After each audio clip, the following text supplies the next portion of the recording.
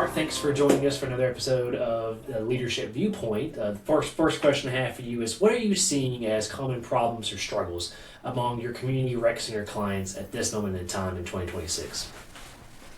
Ongoing, it's staffing. I think, lifeguards. It's hard to find young people to work. It's difficult to. There's a lot of options to work, to go out and find jobs anymore. Lifeguarding it probably doesn't pay as well as it should. We're putting a lot of responsibility on a young person to be in charge of saving lives and keeping people safe. And they can go work at fast food and not have any responsibility like that. I think something's happened over the past few years where lifeguarding isn't as cool as it used to be. I think there could be some effort put into it. I would love to see some TikToks or some stuff that pointed out again how cool lifeguarding is. So I don't know. That's one. I still think that's the biggest issue. You open this facility and then, boom. How do I staff it? Well, you mentioned kind of a marketing technique there, but what are some of your other thoughts on a solution to help out staffing and other challenges you're seeing at community rec centers?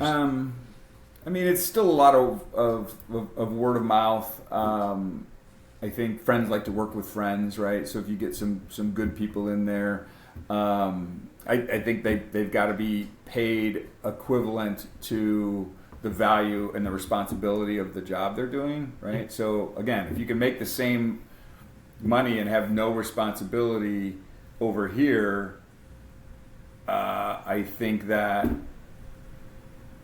paying a lifeguard a premium to make sure people are safe makes a little bit more sense and may attract them. And then, on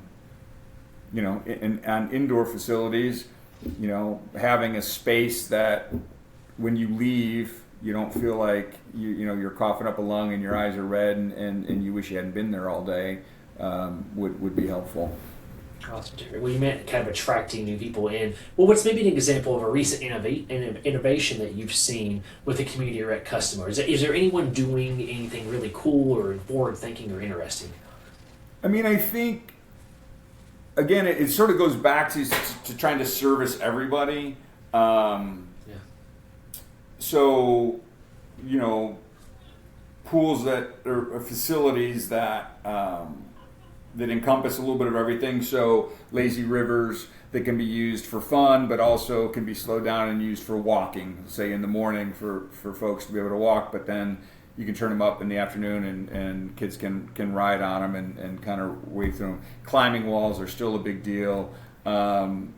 Surf centers are cool. But then, we helped with a big project in South Carolina that it was sort of built before the community. So they kind of took a different approach to it. They didn't worry necessarily about what everybody wanted.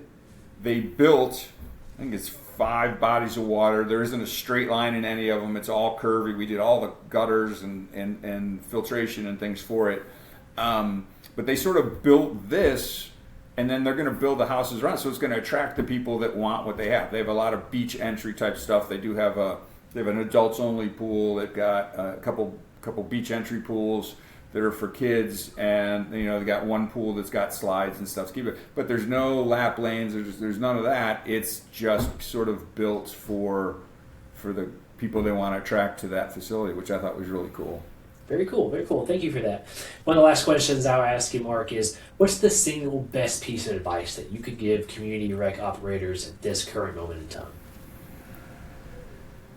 I was talking to a buddy of mine about this issue actually recent, Holden Bigler Johnson at Life Floor, and inclusive community or buildings always win, right? If you can involve everybody, if you can have a place, and we talked about having something for everybody, whether it's a climbing wall, lap lanes, lazy rivers, but also how do we get handicap folks into these facilities? How do we make it inclusive for everybody and anybody to go enjoy themselves, be comfortable, and feel like they're at a place that's sort of their own for what they want to do that day, I think is really important.